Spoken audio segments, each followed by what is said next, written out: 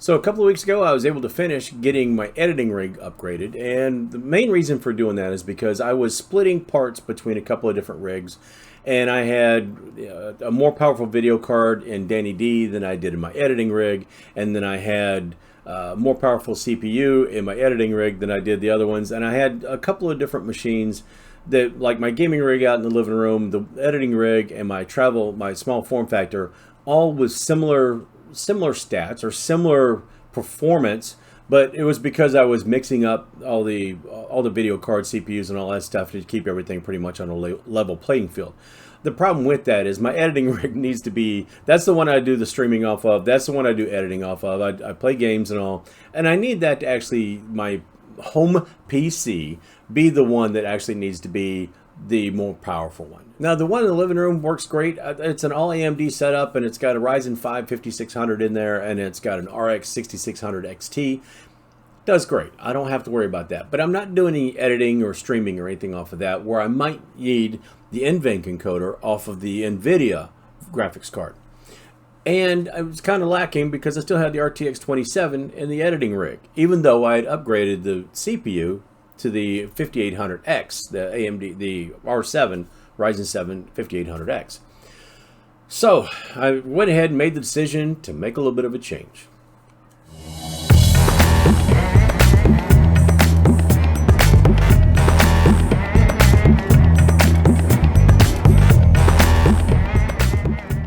Okay, so the bad part about this change is that Danny D, my small form factor, was the one that was currently housing my best video card, my RTX 3060 Ti.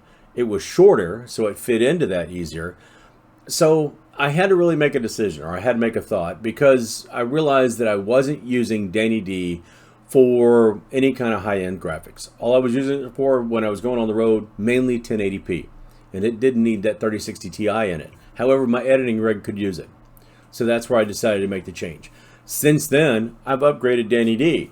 Danny Double D now has a Ryzen 5 5600G, which it did before, but now it can take advantage of a full-size graphics card because it's in a different case. It's in the NR200P in Caribbean Blue that now can fit on RTX 2070, which means that the video card in my editing rig could fit in there instead. And so that works out pretty well. Meanwhile, the RTX 3060 Ti, as we saw a couple weeks ago, fits in the editing rig. So now, today, I've had a few people ask, hey, is it doing any better? Obviously, it's doing a little bit better, but how much better? So today we get to take a look and see. We know that the editing time with the 5800X cut things down anywhere between about 15 and 20%. And that was in the other video that I was talking about where we upgraded the 5800X. But now we get a chance to see what difference that both the CPU and GPU change does to the overall performance in gameplay. Not so much worried about editing. We know we're doing better in editing, but I want to know how much better it's going to do in games. So we start out like we always do with Shadow of the Tomb Raider, and you can see a pretty good gain here. Not so much of a gain going from 5800X from the 3700X, but when we put the new video card in, that 3060 Ti really does make a big difference there, all the way down the board from 1440 to 1080.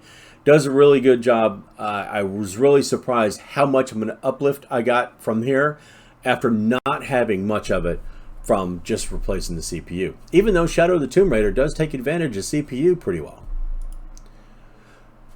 We're going to skip over Borderlands 3 and we'll come back to that in a moment, but Far Cry 6, again, I had some issues trying to take measurements for some of these and others, and some games and not games, and this is one of those things, but I realized I didn't have numbers for the original setup of Far Cry 6.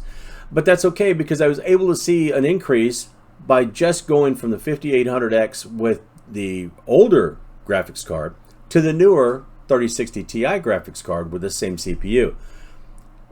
1440 makes a really big improvement. 1080p makes a little bit of improvement. That's all right because at 1080p we're realizing it's more CPU than it is GPU, but the GPU really takes advantage of at 1440. It does a good job. Forza Horizon 5, pretty much the same story, but the difference here is that GPU made a big difference all the way around.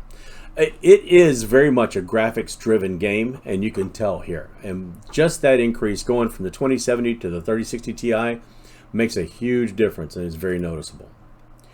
World War Z, Pretty much the way I kind of expected it. I didn't quite expect it to be this big of an increase, but I did expect an increase. This is substantial. We're talking 40 frames per second at 1440p high.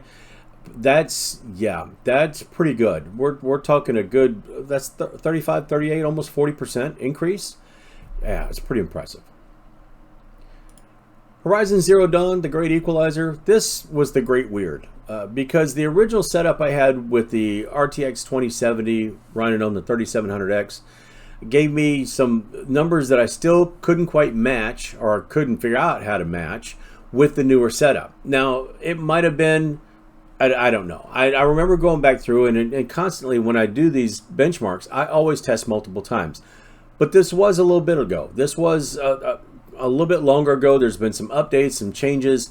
There's been changes to, I believe there's been changes to the ray tracing, and I think FSR might be on here now. We'll have to go back and kind of look and see. I can't go back and retest the original configuration, but I can see a big increase going from the 5800X and 2070 to the new configuration with a new video card and new GPU. So I'm not going to miss not being able to hit the extra frames that I did under the old setup, because I think 100 frames per second is more than enough to play at, and I'm pretty happy there. But I have no idea quite where this glitch came from. Yeah, it's just one of those things that kind of make you, you know. And now maybe there's some settings in there where I can play around with some of the upscaling or whatever to make it much better. But I'm not losing any sleep over it. The game still looks great. Assassin's Creed Valhalla, talk about another game that looks great. I realized that I didn't have numbers for the original configuration in this, but seeing the uplift going from the old video card to the new video card was enough for me to know that yes, there was a definite increase. There would have been on the old one too, and I'm very happy about that. Our esports title, Counter-Strike Global Offensive, CSGO, 1080p high. I wasn't quite expecting just the stair-step effect, but still, there's improvement all the way across. And when at the end of the day, we're talking about a 60 frame per second improvement, that's nothing to sneeze at. That's pretty decent. That's somewhere in the, what, 18-20% or so? So it's not bad at all. And it's a noticeable difference, but when you're getting that high in the FPS, yeah, it's kind of hard to be able to pick that apart anyway, unless you've got a really good monitor. And then finally, some things that we noticed were not in these benchmarks, and that's Borderlands 3 and Cyberpunk. Now, I've been testing Cyberpunk 2077 on and off sometimes. Usually it's when I'm having to do something with graphics or checking ray tracing or what have you. But I've had a problem running that game on this setup for several weeks now. And then Borderlands 3 has been off and on. When I swapped out the video card, it flaked out on me again. Both of those games will get to the first menu screen or whatever, and then as soon as you click on something, boom, they shut off and they go right back to the Steam. So I don't know exactly what the deal is. I've tried updating the graphics, the drivers. I've tried going through and making sure that I cut out all the unnecessary applications and everything. I've tried running them on it as administrator. Yeah, to no avail. So I'm just going to have to go back and play around and figure these out a little bit more. I don't know if I'll go back and post benchmarks when I do, but given the range of improvement from the other games, I'm sure that once I get these going, it's going to be more than enough to make me happy as well. There were some games that, like I said, I didn't have measurements for some of these updated titles on the old configuration. And then with the newer configuration, I'm having trouble running a couple of games, but we'll get all that figured out. But overall, very happy with the setup itself. Very happy with going to the 5800X because it meant a good improvement in my editing, going between 15 and 20% faster. Anytime I can save, even if it's a few minutes here or there when I'm editing, that makes a big difference. And when you're editing YouTube videos and you're editing other videos, say for the Odysee platform or something like that, and you're doing those back to back, and you're not just editing one video, you're editing 2 copies of that same video, it saves you a little bit of time, and it's good. And whether I'm going to end up doing shorts or not, or whether I'm going to keep on doing videos that are between 10 and 15 minutes long, who knows, or even if I go and start streaming on YouTube, and then I want to condense some of those down into like highlight videos or something. Every minute I can save, or every second I can save editing is huge. And so that makes a big, big difference, and it makes me very happy. Overall, I am incredibly happy with the swap. The one thing that I did do, obviously I bought the 5800X more recently. I already had the video card, but swapping both of them in there and putting now where this is the best rig I have, even though it's not top of the line, it's not, you know, the ideal gaming computer, it's not the ideal gaming rig or editing rig or what have you. It's more than enough for my needs. It's an Ryzen 7, it's got 8 cores, 16 threads, it's got a very good video card in there, and it does what I need it to do. So that's the whole thing. If it does what I need it to do in a timely manner, or if I can play games and I can play them the way I want to on the monitors that I have, I gotta be happy, right? Yeah, eventually I'll move to the AM5 platform. Eventually also I'll go ahead and test out some other stuff on Intel platforms. But for the time being, this is my everyday driver, and it works pretty darn well for what I need it for.